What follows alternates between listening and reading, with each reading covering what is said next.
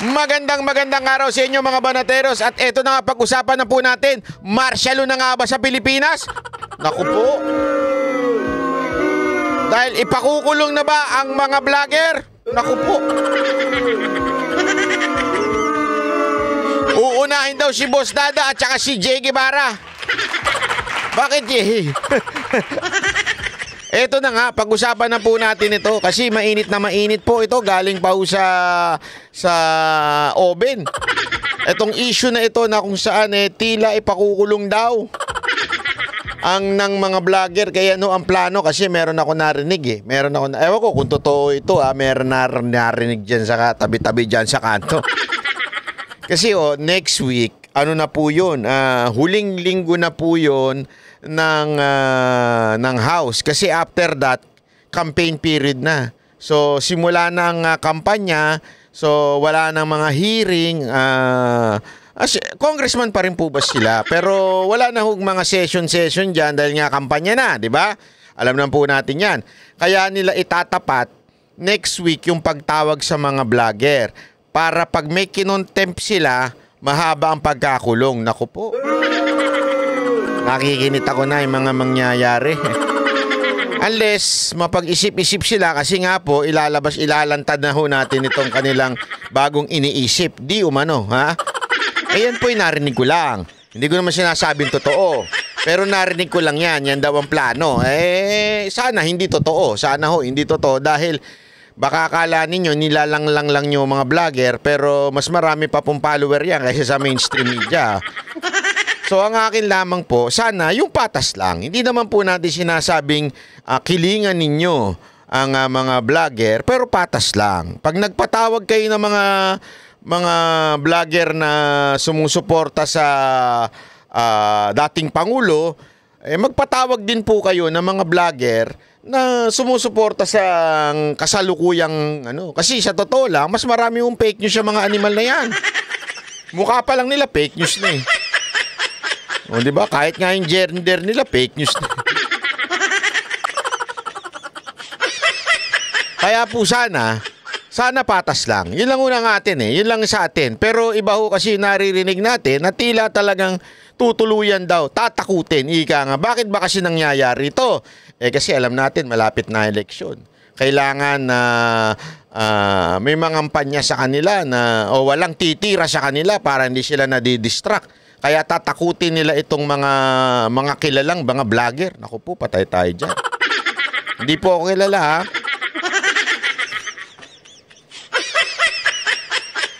So, ito na nga. Simulan na ho natin itong usapin ho dito, ha? At tingnan mismo natin dito sa nagpasa ng panukala na ito. Ewan ko kung ano nasa isip nito.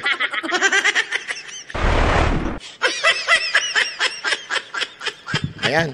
61% sa mga na-survey, aprobado po yung ginagawa ng Quad Committee, no? So, ito naman yung... Yun po ang sa tingin ko fake news. Yun ang totoong fake news. Yung 61% aprobado daw ang ginagawa ng Quadcom. Malaking katarantaduhan yan. Fake news yan Ito, tinatanong niya po, hindi po siya nagsabi nun, tinatanong niya po dito sa kausap niyang si Barbers. Stream is yung on the other end nga of the spectrum, kung ito nirereklamo niyo yung mga bumabati ko sa inyo, meron naman ang majority naman 61% approve of what you're doing.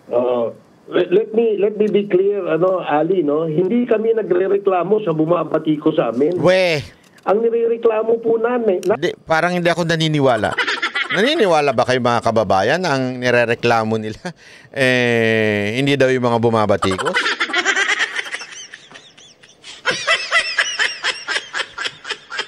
Tayo na lang Kong, naglolokohan pa.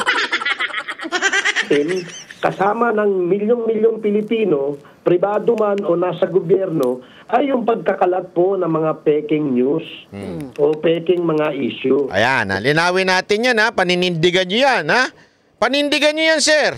Kasi ako, sigurado ako, 100%. Ang banateros, never nagpakalat ng fake news. Kasi bawal na bawal sa amin yan. Bawal na bawal sa aming banateros, unang-una. Kasi siyempre, hindi lamang po kami banateros, but we also anchor of sa SMNI. So alam mo yon, yung image na yon pinananatili naming totoong balita lang ang aming binabalita at nire-reactionan lang namin yung mismo mga balita. So sa amin, kabilin-bilinan ko bilang kanilang coordinator at founder, sinasabi ko sa kanila, huwag kayong gagawa ng chismis, huwag kayong gagawa ng kung ano-ano, huwag kayong basta-basta magre-react sa chismis. Kasi marami dyan nagbibigay ng pain tapos mag-react ka, yari ka, bitag ka, di ba? Hindi dapat ganun. Ako, sabi ko sa kanila, before you react, you verify kung yan ay totoo o baka namang kwento-kwento lang. Kaya kami, pag binabasa kami, ang gagawin namin, i-vet namin sa isa't isa. Vet hindi bet. Linawin ko lang Dan Fernandez, vet. Sinasabi, ito para lang sa kaalaman yung mga taga-subaybay ng Banateros. Kami po ganyan. Pag meron po kaming nabalitaan, ang kabilin-bilinan ko sa kanila, huwag kayong makikipag-unahan sa reaction. Kasi marami dyan, nakikipag-unahan sa reaction para maraming manood sa kanila. Ang problema, marami dyan ang nanununog. Gawain niya ng mga kalaban. Yung manunog, magpapain ng fake news. Pag nag-react ka, patay ka, ngayon fake news ka. Di ba? Sabi ko sa kanila, it's better to verify it at malate na kayo mag-react, pero at least naandoon yung integrity na ang nire-reactionan nyo lang ay totoong balita. Yun lang.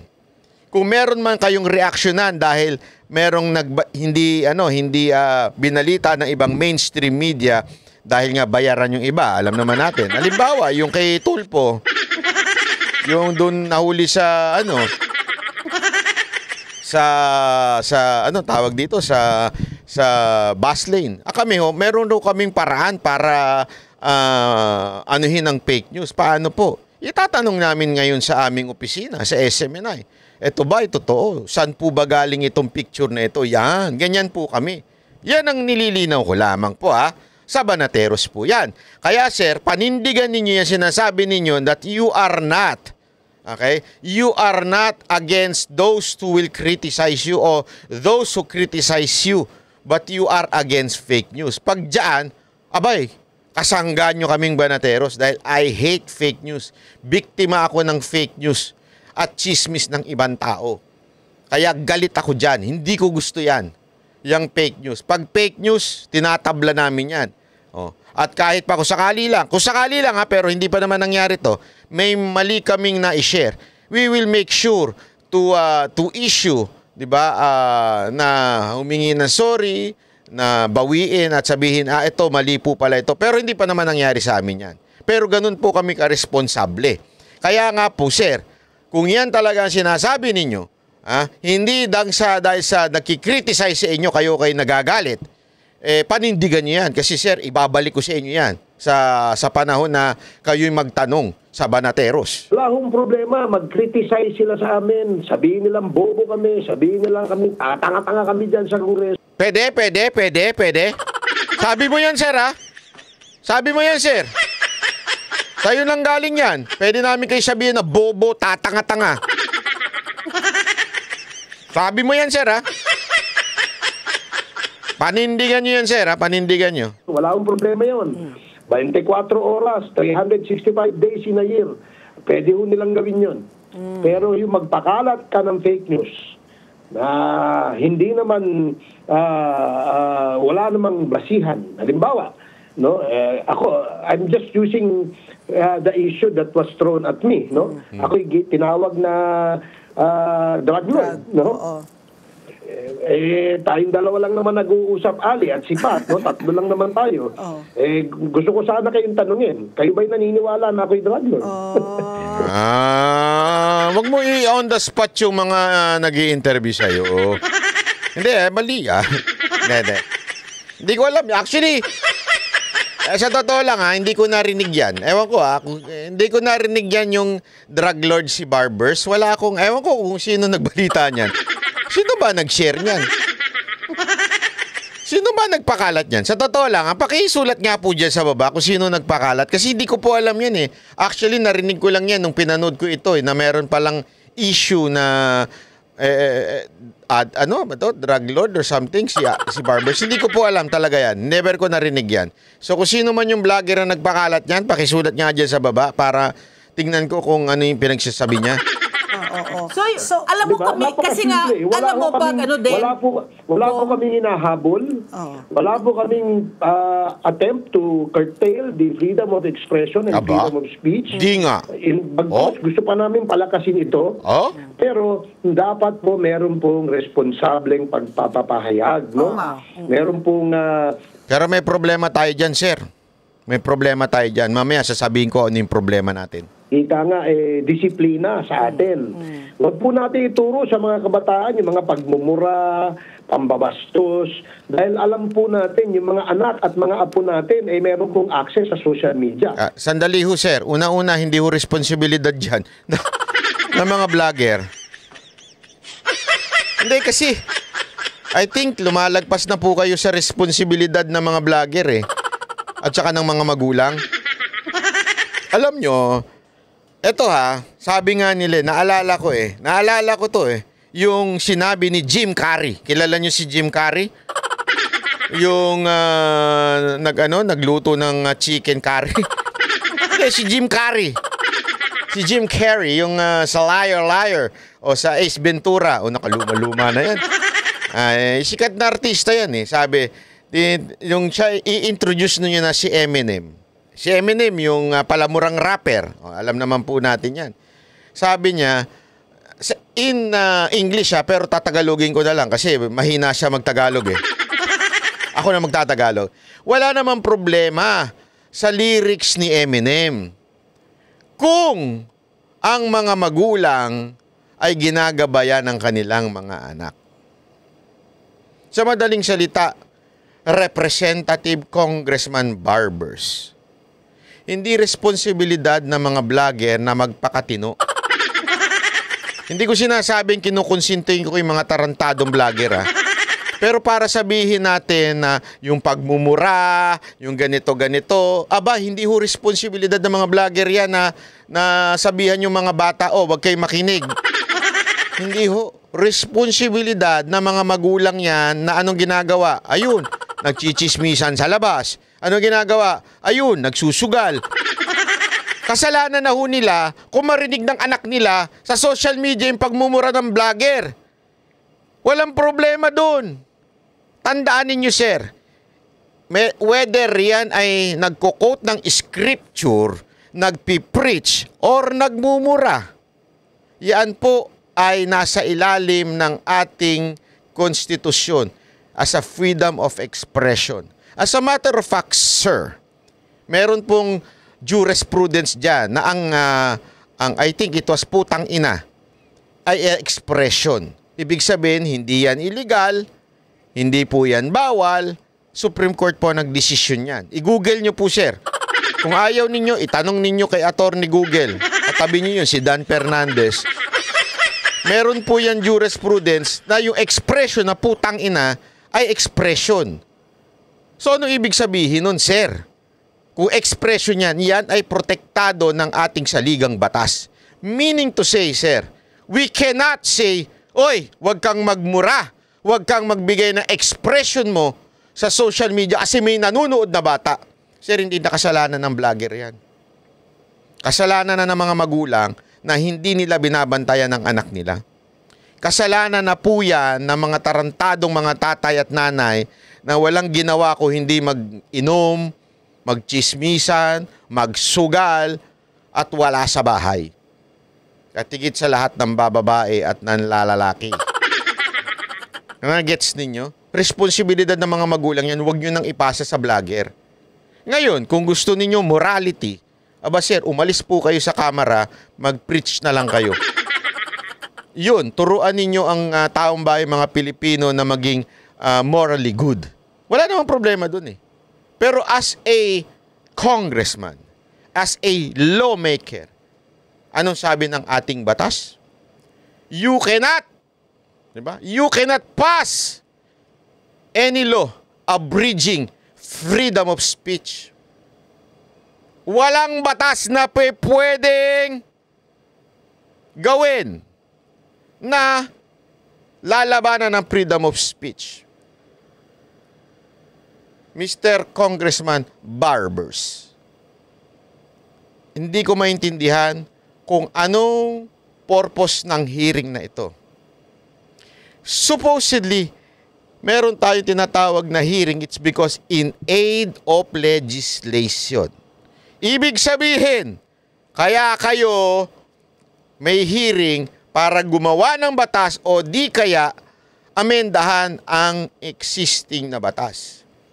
Kaya hindi ko maintindihan kung para saan itong hearing na ito. Malinaw pa sa malinaw na nasa konstitusyon natin na lang pwedeng gawing batas para harangan ng freedom of speech. Ngayon, sir, you might say, freedom of speech is different from libel o kaya malicious imputation sa isang tao, di kaya defamation. Correct. You are right. There is a limitation sa freedom of speech. Kaya nga pumapasok ang libel, pumapasok ang slander, pumapasok ang defamation. Pero sir, may batas na po tayong ganyan. As a matter of fact, sa fake news, may batas na rin po tayo dyan. Hindi ko maintindihan, sir, bakit hindi natin alam to? Hindi mo pa po ba alam yan? O nagtatanga-tanga lang po ba tayo? Lahat ng binabanggit ninyo dito sa interview ninyo ay batas na po. Kung merong agree ako sa iyo, sir. Yung nagpakalat ng fake news sa'yo, i-demanda mo. Kasi may batas dyan. Huwag mong demanda ng libel. Ang hirap magpatunay na merong malicious imputation dyan eh. O yung, sorry. Merong actual malice. Mahirap patunayan yan sa husgado. Pero about fake news, meron yan. May batas sa fake news. Tama po ba ako, sir? Don't tell me mali ako. Kasi naalala ko yan. Pinag-aralan namin yan nung panahon na nasa PCOO si Madam Mocha Uson, si Assistant Secretary Madam Uson. Pinag-aralan namin yan. Ano ang fake news? Sa ano yung nagkamali lang? Yung wrong news. Kasi fake news, sasabihin natin, di ginagawa na mainstream media. I doubt. Pero wrong news, sigurado ko, maraming wrong news ang nagagawa ang mainstream media. Kaya nga, we have to define fake news from wrong news and ano yung pwedeng parusahan ng batas. Di ba? Kaya nga sa fake news, may intentional na magpakalat o mag-misinform ng tao. So, ibig ko lamang sabihin, existing law na yan. Ano pa ang gusto ninyong gawin? Bakit may hearing? Kaya tuloy, ang taong bayan, pinagdududahan ng inyong motibo. Na ang motibo ninyo ay talaga i-threaten or takutin o warningan ang mga kumakalaban sa administrasyon o di kaya dyan sa pakpeking Panginoon ninyo. So sana ipaliwanag mo, anong batas yun na gusto ninyong ma-produce from this? Yan ang dapat nyong linawin. Ngayon, kung kayo ipapayag na matuto sila ng mga pagmumura at pagkakalat ng fake news, doon ho natin ipakita dyan sa hearing na yan. So, mapapatunayan nyo naman, Kong, na kasi nga, nasa payroll ninyo ng nasa payroll ng mga illegal na pogo.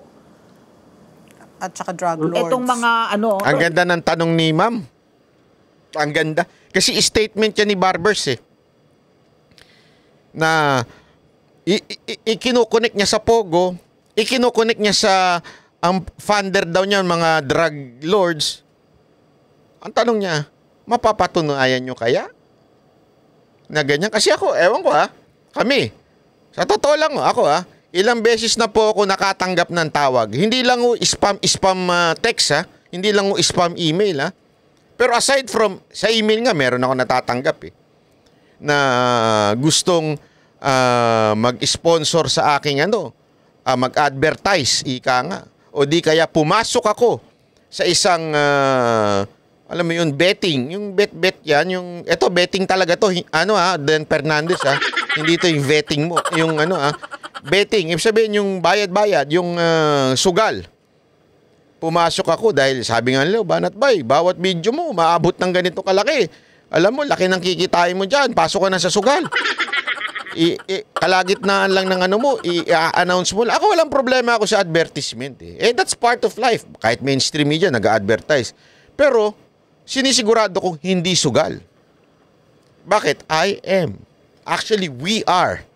The entire Banateros, yan ang prinsipyo na aming pinangahawakan. We are against gambling. So, sir, anong sinasabi ninyo na at mapapatunayan nyo ba na merong kinaugnayan ang Pogo? At yung sa drugs lalong-lalo naman. Kaya nga gusto namin balik si Duterte para mamatay lahat ng addict. Pati drug lords. Pero kasi yun masyado nang malayo sa possibility. Etong Pogo, sige nga, paano nyo sasagutin? Yung mga vloggers na to. So, gaya rin nila, tayo ay merong suspecha, no? Bakit ang aming basihan dito, hindi naman po siguro masipag na ito ay gumawa ng mga content para makapanirang puri kung wala pong nasa likuran nila o nagbabayad sa kanila. Gusto kong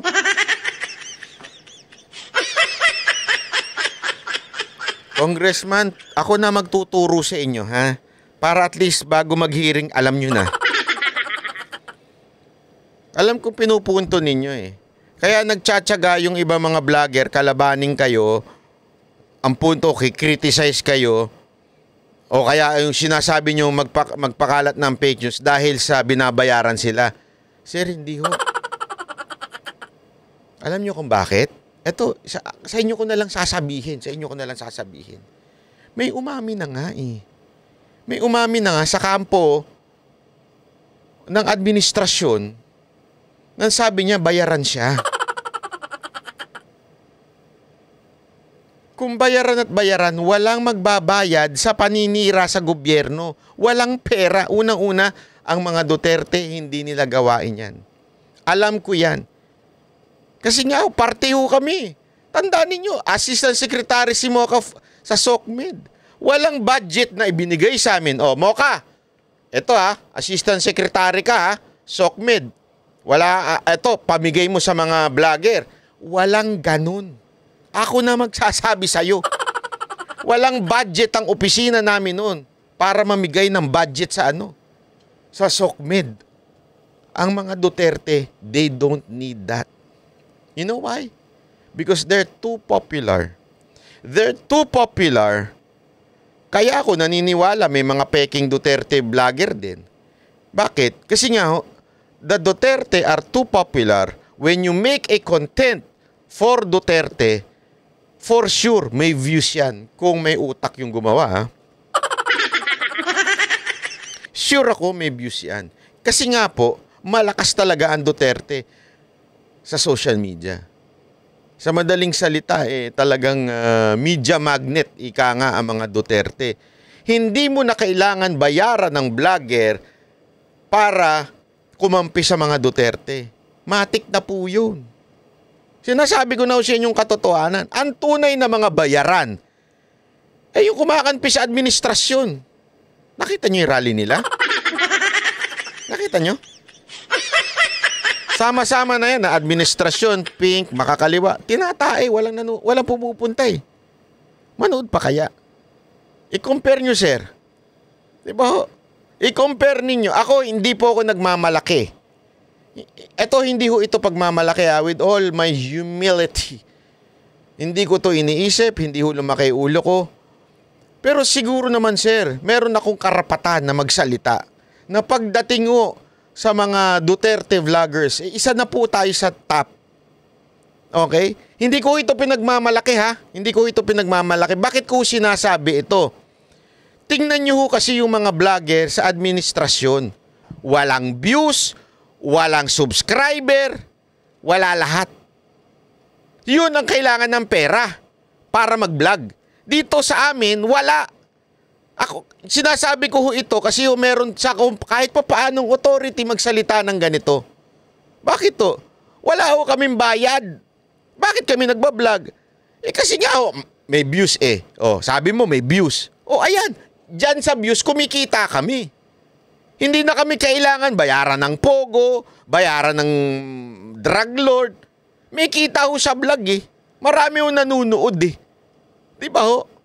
Hindi namin kailangan mabayaran. Pero yung vlogger sa administrasyon, may umamin. Hanapin ninyo. Initial niya MG. May umamin. Sinabi niya, bayaran siya. Siya pa nga daw ang pinakamataas na bayad.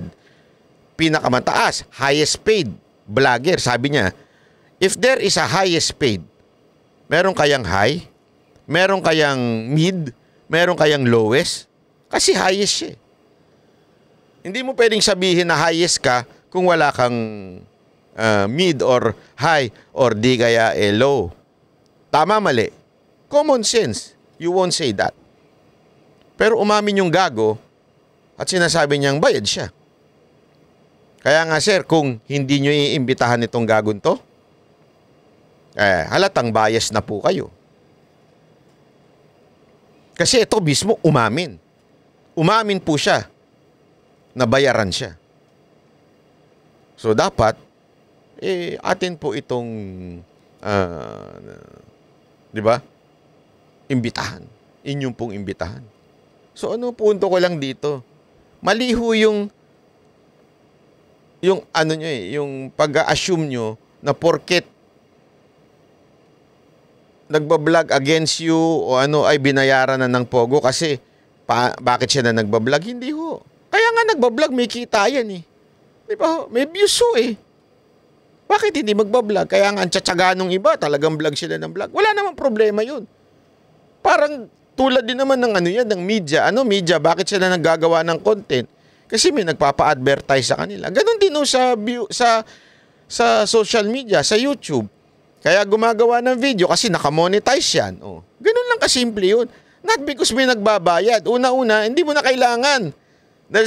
Eto maging matuwid ka lang na vlogger, maging totoo ka lang na vlogger, maging honest ka lang na vlogger, isabihin mo lang ang katotohanan, mag-aral ka lang, kikita ka sa pagbablog. Kikita at kikita ka. Diba ho? Kaya nga, may advertisement ho dito sa YouTube eh. Mapansin nyo, mag-a-advertise dyan. Huwag nyo namang skip. Nagtsatsaga po yung mga yan dahil po merong advertisement din kahit papaano dito sa YouTube.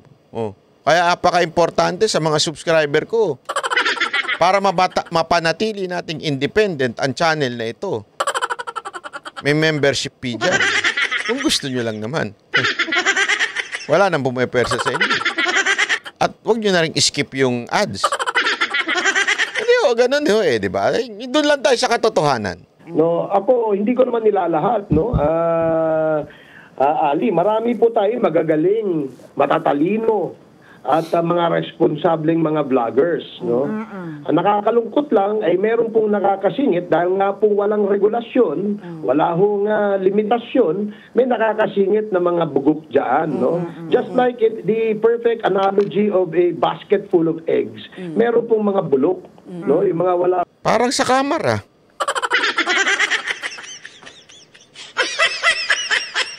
Hindi, marami namang matitinong congressman, matalino, pero napakaraming bobo.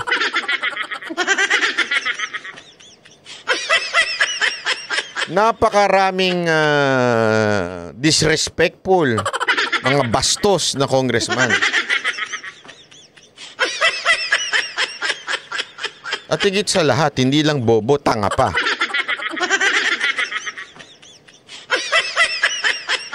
Tama yung analogy niyo, sir. Yung utak. Yung wala hong ginawa, kundi gumawa lang ng pera. Meron nga dyan, dating TV anchor hindi ko alam, laos na siguro. wala hong ginawa ito kundi sumakay sa issue para magkaroon ng content, no? Nako. Sir, yung mga ganyan ninyong pananalita, it's really obvious na you would be biased pagdating sa hearing na yan. Ngayon pa lang may binabanatan na kayo. 'Di ba? So anong purpose pa ng hearing na yan kung alam na nating bias na with ED.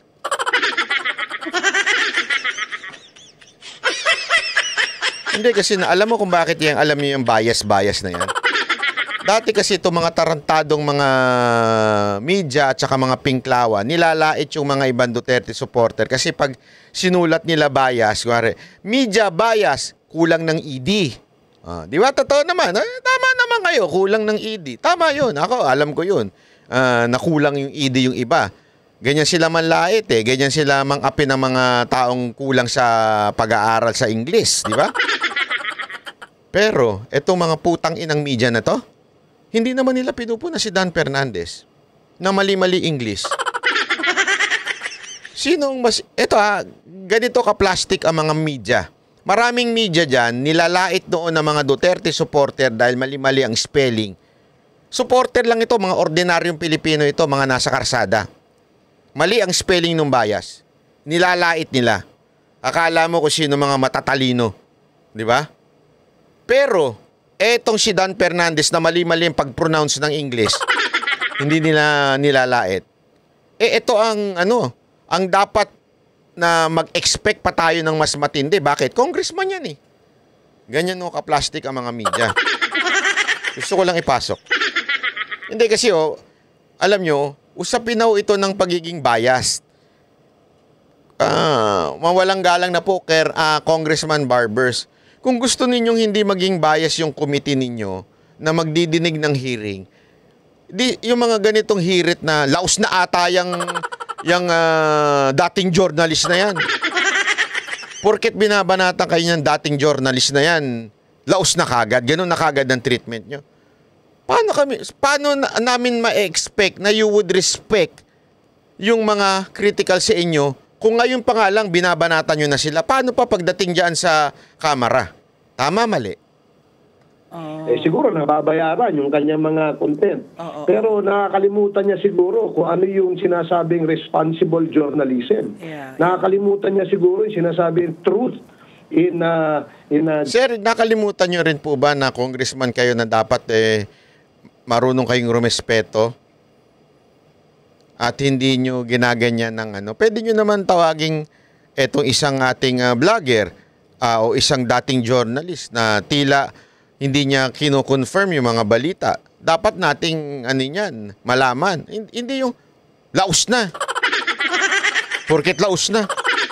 Hindi yung tama eh. Hindi yung tama yung ganyang klaseng tuloy. Journalism, no? So, dapat mapa-remind ulit ito mga nag-iba na talaga ang landscape dahil sa sa social media, no? Yung, because of the social media. I was going to ask are you going to go as far as like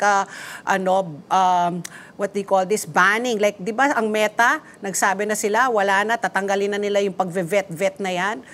Di ba? Barbers, vet hindi bet. Kasi yung kasama nyo, bet ng bet eh.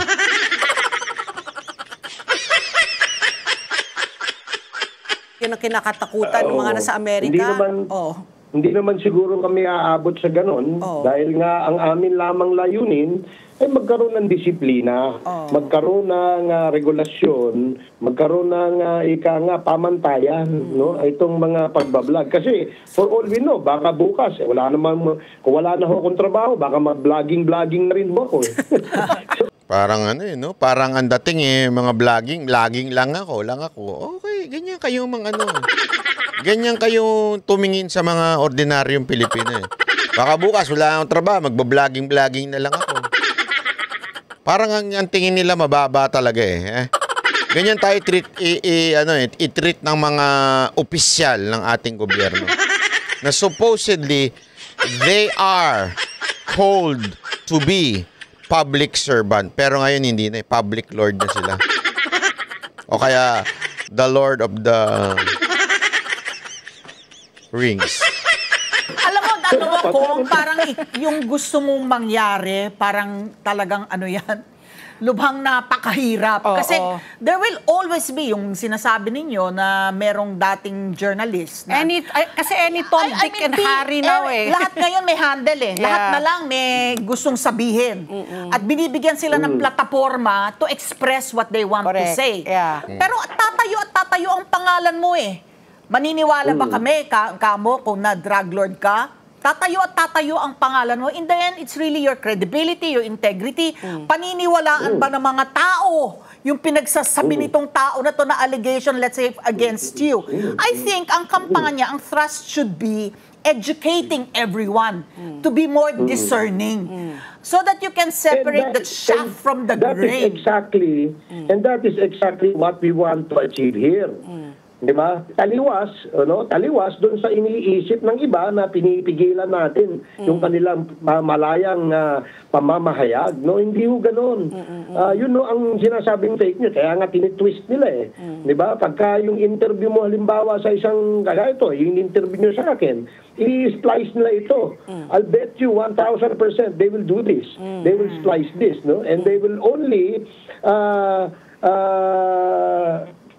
play yung mga gusto lang nilang marinig na ikasisira natin. No? Yun nga ang... Hindi, sir. Ako, buo ko ipi-play.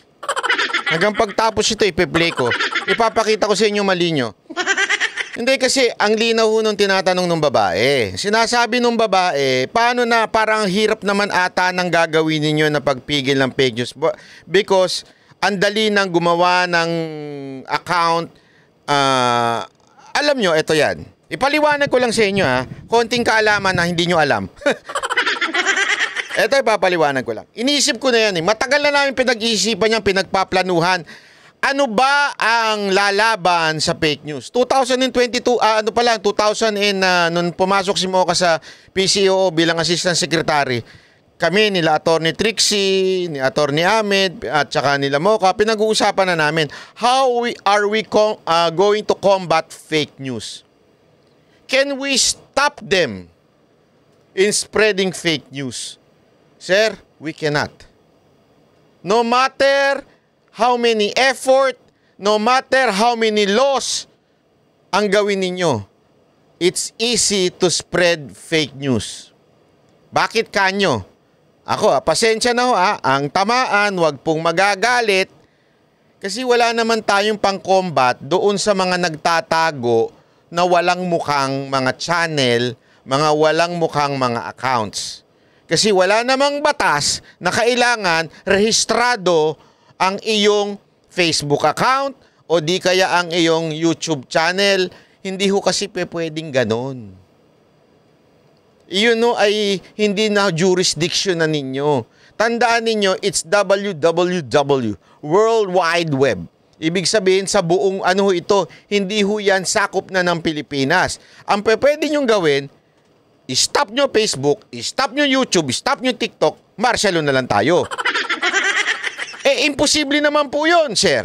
So sa madaling salita, simpleng-simple, how are we going to combat fake news? Simple. Ito ang kasagutan na wag na ho kayo magpahiring, sayang lang. Sasabihin ko na lang sa inyo. To be able to combat fake news, you have to make sure that there is true news. Kasi pag may totoong balita, kahit anong peking balita, tantarin man ng peking balita yan, kung totoo ang balitang kumakalat, hindi yan mag-stand. Naintindihan ho natin? If we keep pushing for the right news, true news, unfiltered, not biased news, hindi ho magkakaroon ng fake news. Kahit magkaroon man, magmumukhang tangay, nagpakalat ng fake news.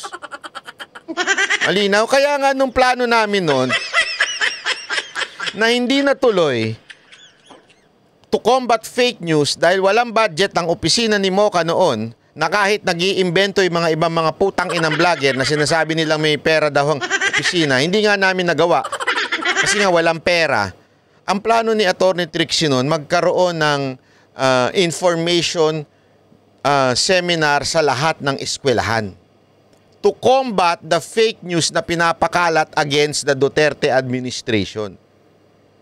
Sa madaling salita, bababa ang PCOO hindi lamang po sa SOCMED kung hindi sa mga eskwelahan at may magtuturo doon ng anong tunay na nangyayari sa ating bayan. Bababain nila yon to combat the fake news of the mainstream media. Tandaan niyo yan. Yan ang dahilan kung bakit to ay kung papaano po masugpo ang fake news. I-combat mo ng tamang balita. Halimbawa, yung numbers, di ba? Dati, usong-uso yung mga peking number, lalong-lalo na yung peking number ni Robredo. Yung pinakalat niya dun sa UNGA. Tandaan niyo yun? Kaya kinombat yun ng PCOO by spreading real numbers. Kung maaalala nyo, may real numbers nun. Nandun ang tamang mga numero.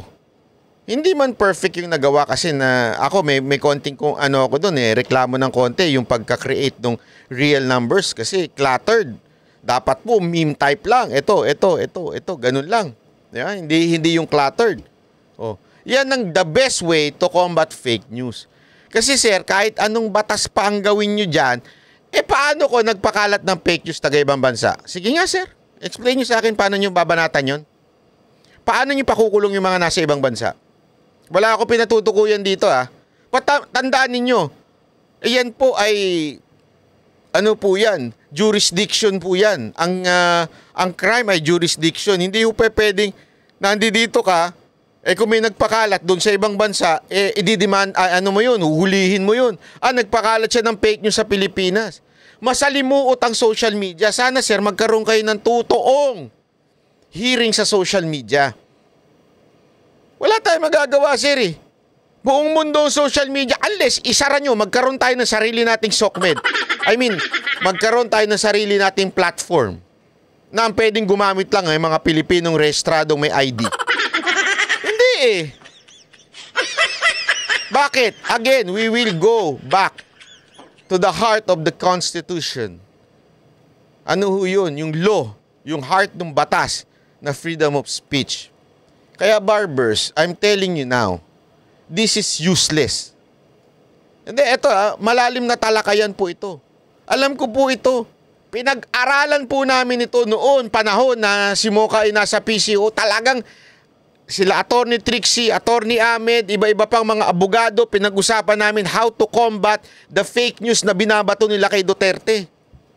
Including si Sec Martin. Alam na namin yan. Talagang pinag-uusapan how to combat yung mga peking balita ng Rappler. Hindi. Walang ganun. Wala specific. Gago! Pero di ba paano ho? Kaya nga alam mo ang idea namin nun to combat fake news. Ang suggestion ko noon nasa PCOO kami noon. Kasi ganito gustong gawin nila. Ito, explain ko lang sa iyo para alam mo Yung MARO, yung ahensya diyan sa gobyerno, MARO.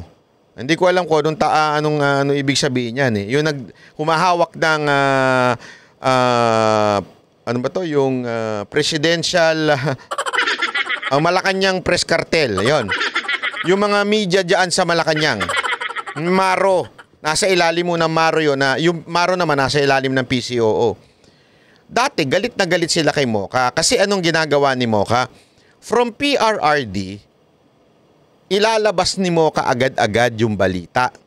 Nagalit ho sila kay Mocha. Bakit? Sinasabi nila, bakit nauuna si Mocha maglabas? Dapat kami, kasi kami yung Malacanang Press Cartel Kami yung inatasan na nandito, dapat mauna kami sa balita. Ang problema namin nun, we are not competing against them. Kaya lang namin nilalabas yung balita. It is because sinisigurado namin kumpleto ang mailalabas. Kasi at that time, ang ginagawa ng media, magi-interview sila, chachap-chapin nila, ilalabas nila. Fake news na kagad ang unang makikita ng taong bayan. Tapos tsaka na lang sila babawi, tsaka na lang sila may follow-up question, tsaka na lang yung mga follow-up nila. Ang narinig na ng taong bayan yung fake news. Maniniwala na kagad. Kaya nga, suwestyon ng opisina ni Mocha noon, nung nag-meeting nga kami, sabi ko, ang gawin natin, from PRRD, from Office of the President, unahin natin ng social media, ilabas natin ng buo. Tapos, bago yung Maro o bago yung Malacanang Press Cartel. Siyempre, maraming nagalit. Sino ba itong si Banatbay na suggest ng suggest? Kasi yung paupong-pagupo ni Mocha, miniting nila. Sabi ko, yan ang unahin natin to combat the fake news kay PRRD. Ilabas natin. Nagalit sila. Kasi sabi naman, di mawawala naman kami ng trabaho. Pakialam namin. Hindi naman yun ang dahilan kung bakit kayo nandyan, magkatrabaho, magka-content. Pero marami nagalit nun. Tapos, eventually, ang daming gustong mag-resign si Mocha. Kasi nga, inuunahan niya yung mga media na maglabas ng buong kwento. So, hindi na ngayon matchap-chap ng mga media. Di yung ginawa namin. Sige, para hindi magulo. Hindi na muna kami makikialam. Pinabayaan namin sila. But eventually, yun ang sinunod ng PCOO. Kaya nga kung maalala nyo nun, na hindi ginagawa ngayon. Hindi ginagawa ngayon. Oy, oy. RTBM, manyari sa inyo. Noon, pag nag-speech si Pangulong Duterte, wherever, kahit saan, siya mag-speech, nila live ng RTBM. Magaling ang RTBM nung palakpakan, no? Totoo. Naka-live lahat yan. Bakit? Para pantay-pantay tayo.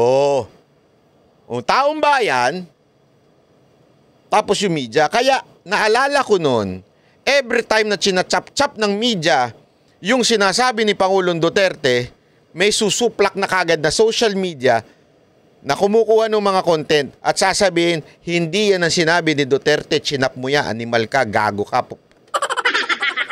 Totoo, di ba? Kasi nga, inilabas ng RTBM, yun yung in charge. Yung RTBM, yung mismong speech, naka-live ang speech ni Pangulong Duterte, lahat. Ang galing ng RTBM noon, ewan ko kung kumuha ba sila ng satellite, kasi kahit sa lugar na mga walang signal, nala-live nila ang speech ni Pangulong Duterte. Kaya real time nalalaman ng tao. So, yun ang way to combat the fake news. Kasi, sa totoo lang kung meron mang maraming fake news, mas marami nung panahon ni Duterte. Lahat ng mainstream media, grabe kumakabanat kay Pangulong Duterte. And yet, nalalaman ng tao ang tunay na sinasabi ni Pangulong Duterte kasi naka-live. So what do I mean? Same example. Kung gusto nyong i-combat ang fake news, marami na tayong batas dyan. Marami na tayong masasabi nating legal ways para to combat yung idalin sa husgado yung mga nagpapakalat ng fake news. Kung talagang gusto nyo masolusyonan, ayusin ninyo ang communication ninyo para malaman ng tao kung ano talaga nangyayari. Yun lang yun. Combat fake news by producing the true news. Yun lang, kasimple yun, sir. Diba? Tuloy. Ayaw na, Yung tanong sa inyo, no, Ali, kayo ba papayag na walang regulasyon, na patuloy ang pambabastos, patuloy ang pagmumura, patuloy ang walang disiplina ng mga yan? Diba? Alam mo, sir, ang problema kasi, yung pambabastos, walang disiplina, ganyan-ganyan. Wala kang magagawa Ano nila yan kita niyo yung ano niya, yung una ang sabi niya, yung ang hindi naman daw ang pupuntirihin yung mga pumupuna laban sa kanya. Pwede niyo sabihin, tanga kami, bobo kami. Pero wag kayo magpakalat ng fake news. Yan yung una niya sinabi. Pero bandang dulo, sinabi niyang yung mga nambabastos na o yung nagmumura na. Di ba? So, ibig sabihin, sir, ang talagang puntiryan ninyo, yung mga nangaaway sa inyo o nambabash sa inyo. Nambabastos So, anong point ko? Sir, kahit nambabastos yan, protektado yan ng freedom of speech niya. kung meron man talaga kayong dapat punahin, yun doon lang sa fake news. Ako, against ako doon. 200% I am totally against fake news. I hate fake news.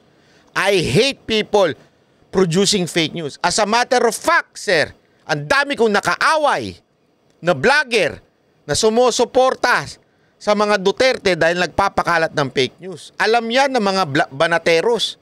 Galit na galit ako dyan. Yan ang dapat na tunay na kinukombat, hindi yung bastos, walang modo. Sir, ano ho yun eh? Sako po ng freedom of speech nila yun eh.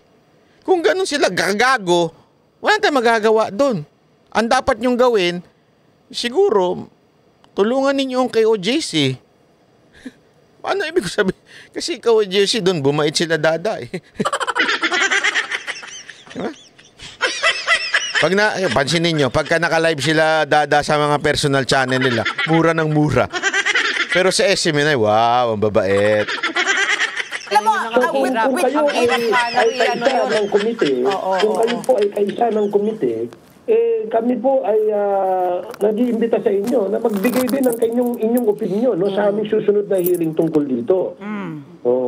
Bigyan nyo kami ng guidelines, bigyan nyo kami ng ideya kung paano natin magkakaroon ng disiplina para pare-parehas po tayo makinabang. Hindi nyo trabaho yun na disiplinahin ng mga tao.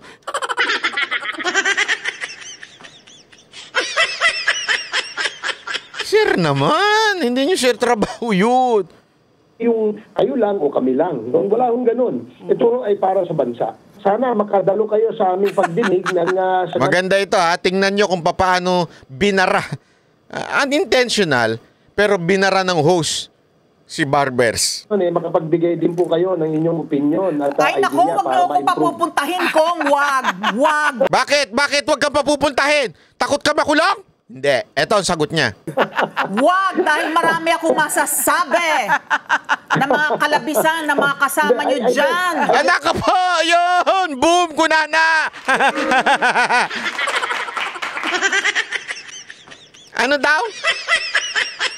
Grabe. Ito banateras to si Madam.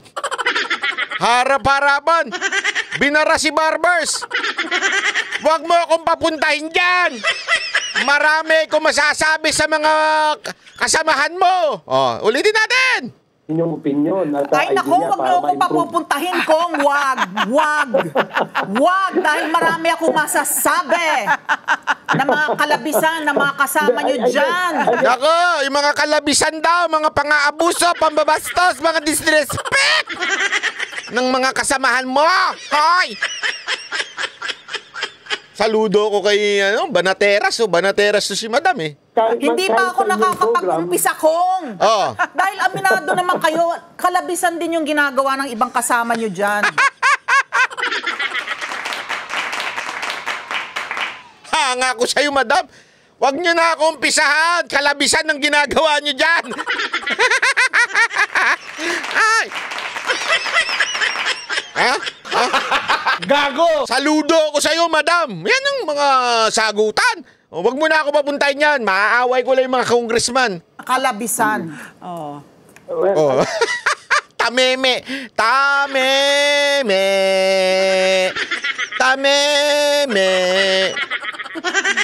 I'll guarantee you na dahil ito po ay isang pagtalakay ng issue na may national importance at para po sa atin to at para po sa ating bayan, kailangan namin ng mga opinion mula po sa mga experts kagaya ninyo. Pagdating sa journalism, pagdating sa experience, kailangan po natin yan. Dahil kami po, hanggang paggawa lang ho kami ng batas, kami po ay dapat giyahan o gabayan nitong mga expert dito sa industriya nito. Oo. Simple-simple lang kung in much the same way as, we would want people to respect us, ganun din sana yung ginagawad nating respeto.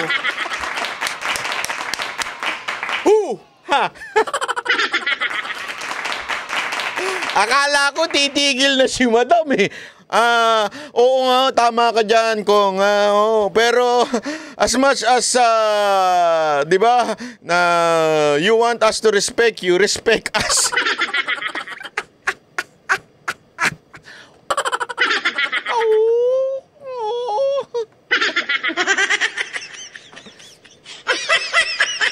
Madam, ha? Yang ganyan mong kilay, ha? Nabilib ako sa'yo. Hindi, kasi walang ano siya eh.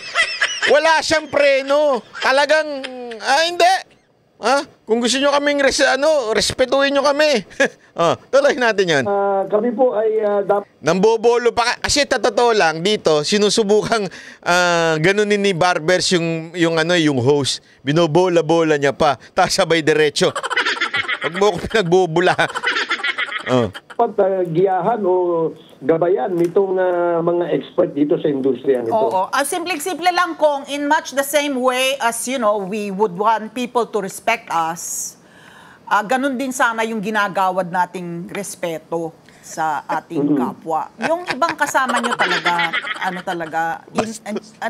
arguably talagang they cross the line, sa mga... Kulang na lang sabihin, hindi, talaga yung mga kasamaan mo, bastos.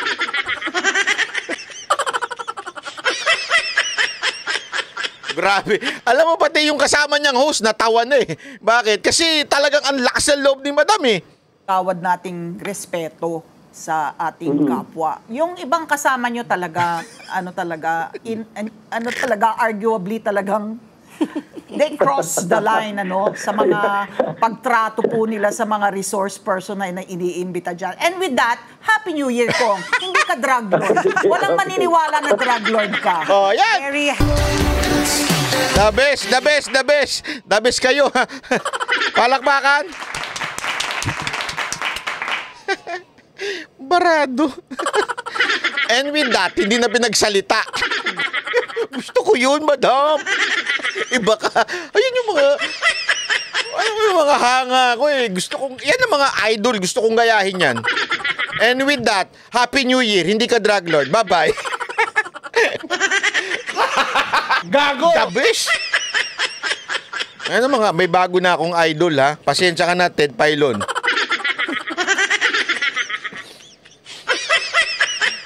Pero matikas si Madam. Talagang harap-harapan. Matikas kayo, Madam. Sana makilala ko kayo. Hanga ako sa inyo. Sana mga ganyan ng idol ko. Pagka nakita ko kayo, talagang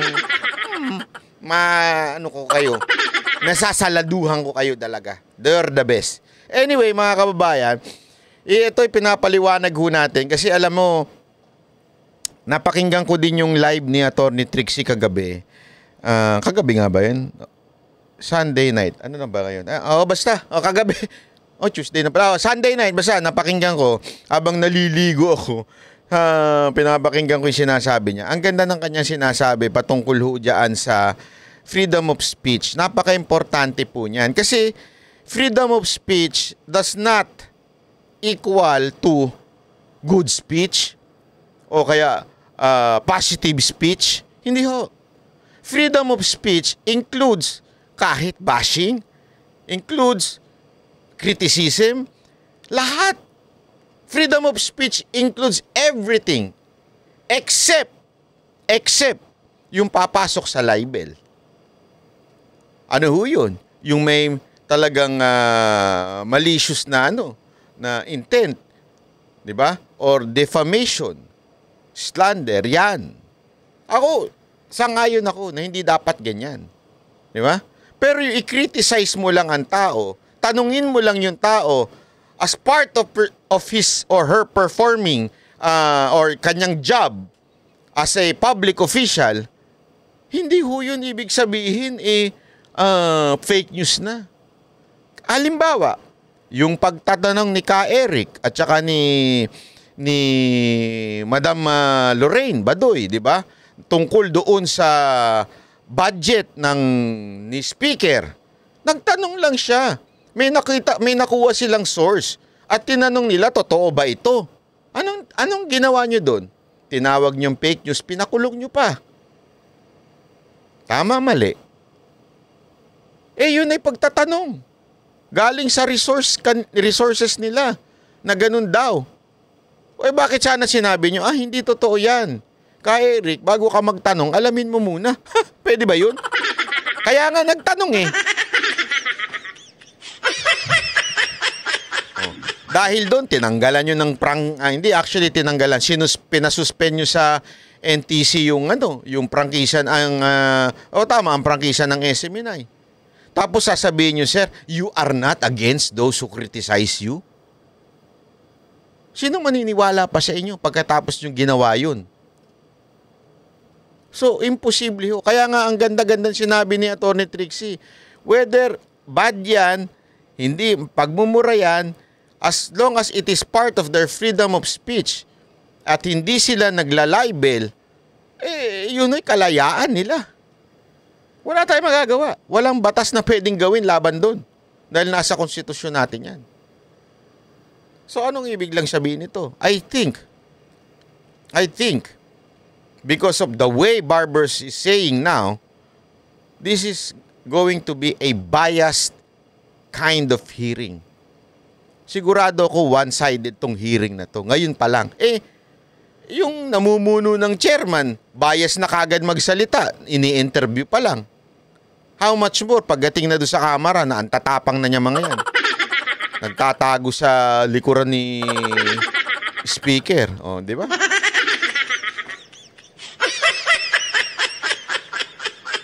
Huwag kayong magtago sa ninyo, sa kapangyarihan ninyo mag-contempt.